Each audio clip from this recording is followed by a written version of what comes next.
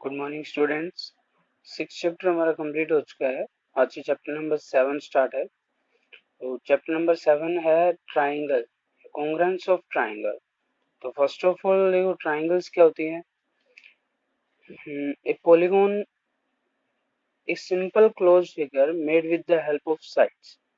Simple close का मतलब क्या होता है, देखो जैसे यहाँ से ये एक लाइन है, मतलब सॉरी एक कोई पॉइंट है, ये इसका स्टार्टिंग पॉइंट है और यहाँ से कोई रे कर्व इस साइड से ऐसे जाती है और वापस इसी पॉइंट पे आ जाती है, मतलब जिसका स्टार्टिंग पॉइंट और एंडिंग पॉइंट एक हो, उसको हम बोलते हैं क्लोज फिगर। उसको हम बोलते हैं क्लोज फिगर। ये ऐसे भी हो सकता है और ऐसे भी हो सकता है कि भाई इसका स्टार्टिंग पॉइंट ये है, यहाँ से ये करके ऐसे घूम घूम के वापस इसी पॉइंट पे आ गई।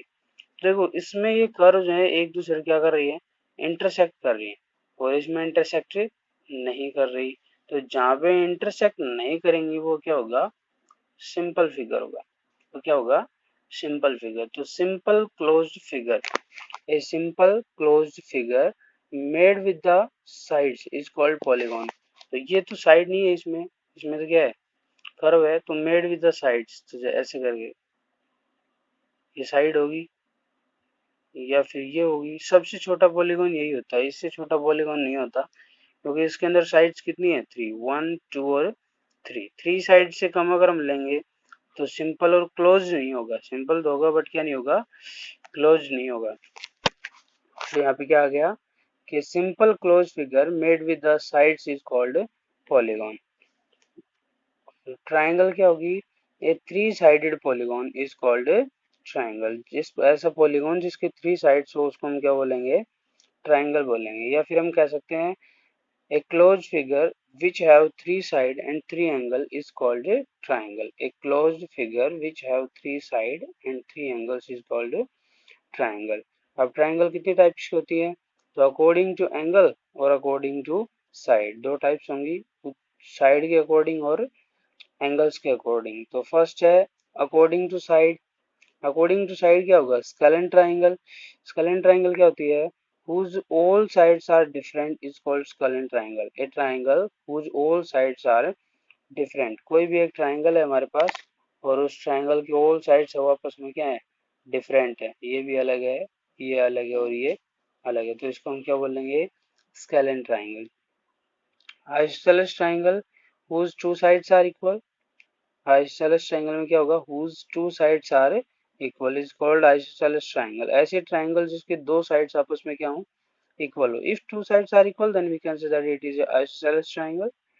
And equilateral triangle whose all sides are equal is called equilateral triangle. Example diagram अगर आप लेना चाहो तो ले सकते हो। यहाँ पे एक ऐसी ट्राइंगल लेना जिसके तीनों पार्ट्स हैं वो अलग अलग हों, और आइसोसेलेस ट्राइंगल के अंदर एक ऐसी ट्राइंगल होगी जिसके दो साइड आपस में क्या हो, इक्वल हो और एक साइड डिफरेंट हो। और इक्विलैटरल ट्राइंगल में क्या होगा, एक ऐसे ट्राइंगल जिसकी तीनों साइड आपस में क्या हो, इक्वल हो। And according to angle, an acute angle triangle, एक ऐसी ट्राइंगल जिसके तीनों एंगल है वो क्या हो, एक्यूट एंगल हो। ये भी एक्यूट हो, ये भी एक्यूट हो और ये भी क्या हो, acute. A B C. Acute angle क्या होता है, लेस देन 90। तो तीनों एंगल्स हैं वो लेस देन 90 के हो, ऐसे ट्राइंगल्स को हम क्या कहेंगे, acute angle triangle. Next next है हमारे पास obtuse angle triangle। तो a triangle whose one angle is obtuse angle triangle, whose one angle is obtuse angle, so it is a obtuse angle triangle। ऐसे triangle जिसका one angle है वो obtuse हो, for example ये हो गया ऐसे, तो ये एंगल है, ये कैसा हो गया, obtuse एंगल हो गया, so it is obtuse angle triangle। and right angle triangle, a triangle whose one angle is right angle is called right angle triangle। It means we can say that कोई भी triangle हो जिसके अंदर एक angle है वो कितने degree का होना चाहिए, 90 का होना चाहिए, राइट एंगल ट्राइंगल होनी चाहिए। राइट एंगल होगा उसके अंदर तो वो एक राइट एंगल ट्राइंगल होगी, बट वन एंगल, एक से ज्यादा राइट एंगल नहीं हो सकता उसके अंदर, है ना। राइट एंगल ट्राइंगल होगी तो एक राइट एंगल होगा तो क्या होगी, राइट एंगल ट्राइंगल। एक ऑब्टूस होगा तो ऑब्टूस एंगल ट्राइंगल, बाकी दोनों एक्यूट रहेंगे इसमें भी और इसमें भी। और एक्यूट एंगल ट्राइंगल में क्या होगा, तीनों एंगल्स के होंगे एक्यूट।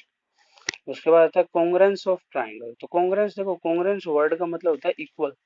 कॉन्ग्रेंस वर्ड का मतलब क्या होता है, इक्वल, बिल्कुल एक जैसा, जैसा एक पहला है वैसा ही दूसरा। मान लो आप मार्केट से, या मार्केट में छोड़ो, आप 1 रुपए का सिक्का ले लो, सेम उसी टाइप का आप दूसरा 1 रुपए का सिक्का लोगे, तो दोनों की जो शेप है वो बिल्कुल क्या मिलेगी, सेम मिलेगी, एक जैसा मिलेगा। उसके ऊपर जो लिखा हुआ है वो भी सेम मिलेगा, शेप भी सेम मिलेगी, सब कुछ सेम होगा।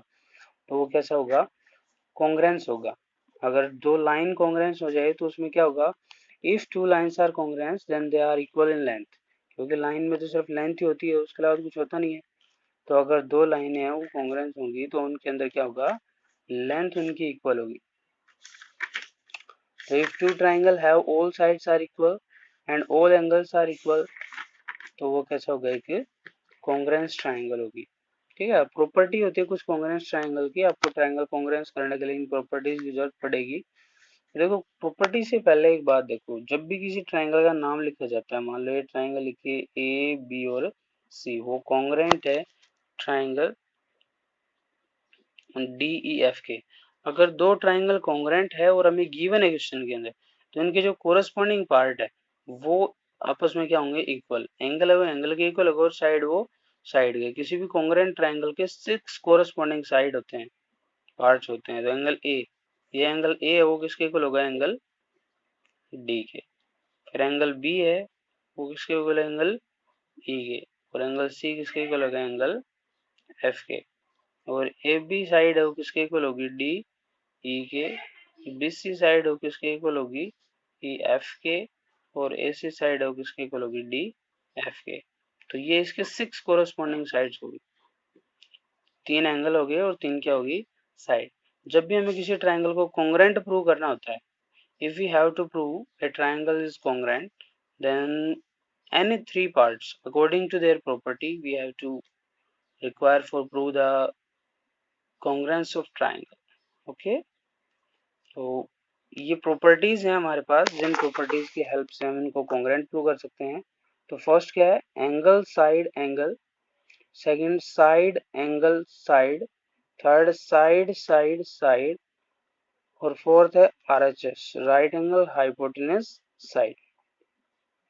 तो फर्स्ट एंगल साइड एंगल क्या है, देखो if two corresponding angle and one side are equal of two triangle then they are congruent. जैसे ये दो ट्राइंगल है, इन दोनों ट्राइंगल्स में देखो ए बी साइड है वो किसके इक्वल है, डी ई के। और बी सी साइड किसके इक्वल है, ई एफ के। सॉरी ये इक्वल नहीं है भाई, ए बी, चलो एक मिनट ले लेते हैं, मान लो ए बी इक्वल है डी ई के। हमें यहाँ पे एक साइड दे रखी है, एंगल साइड एंगल। तो ए बी किसके इक्वल हो गई, डी ई के। और एंगल बी इक्वल हो गया एंगल ई के। और सी एंगल इक्वल हो गया एंगल एफ के। तो देखो ये दो एंगल, ये एंगल इसके इक्वल हो गया और ये एंगल इसके इक्वल हो गया, और ये साइड इसके इक्वल होगी। तो ये ट्राइंगल कॉन्ग्रुएंट होगी according to angle side angle? नहीं होगी। क्यों नहीं होगी, क्योंकि जैसा नाम में लिखा हुआ है ना, एंगल साइड एंगल, उसी के अकॉर्डिंग रोटेशन होना चाहिए। मतलब पहले एक एंगल आएगा, फिर एक साइड आएगी, फिर एक एंगल आएगा। जैसे इन दोनों ट्राइंगल्स के अंदर अगर हम देखें तो एंगल पहले बी है, फिर एंगल क्या है, फिर साइड, और फिर एंगल क्या है, सी। तो इन दोनों एंगल्स के बीच की साइड है ना, तो यहाँ पे इन दोनों एंगल्स के बीच की साइड कौन सी है, बी सी। अगर बी सी इक्वल होगी ई एफ के, बी सी इक्वल होगी किसके, ई एफ के, तभी हम कह सकते हैं कि एंगल साइड एंगल से ट्राइंगल क्या होगी, कॉन्ग्रुएंट। अगर ये साइड लेते हैं ना तो हम उसको कॉन्ग्रुएंट नहीं कह सकते। ओके, तो लिखेंगे angle B is equal to E, C is equal to F, B C is equal to F. So by the angle side angle triangle A B C congruent होगा ट्राइंगल डी ई एफ के। Okay, आज के लिए ये एक ही property करवा रहा हूँ, बाकी 3 प्रॉपर्टीज है वो अगले नेक्स्ट लेक्चर में करेंगे। बट इनको अच्छे से पढ़ना है आपको। 7 चैप्टर ट्राइंगल का जो भी है उसका जो भी बेसिक कॉन्सेप्ट करवाया जाए उसको अच्छे से पढ़ना। कंप्लीट चैप्टर है वो इसी बेसिक के ऊपर डिपेंड है। अगर बेसिक आपने छोड़ दिया तो चैप्टर के क्वेश्चन सॉल्व नहीं कर पाओगे। सो मैं दोबारा से बता रहा हूँ ये चीज, कि जब भी कोई रूल कोई प्रॉपर्टी आप अप्लाई करोगे तो वो जिस सीक्वेंस में जिस रोटेशन में आपको गिवन है उसी रोटेशन उसी सीक्वेंस के अकॉर्डिंग आप उसको अप्लाई करोगे, उसी सीक्वेंस के अकॉर्डिंग होनी चाहिए, अदरवाइज आप उसको कॉन्ग्रुएंट नहीं कर सकते। Thank you, have a nice day.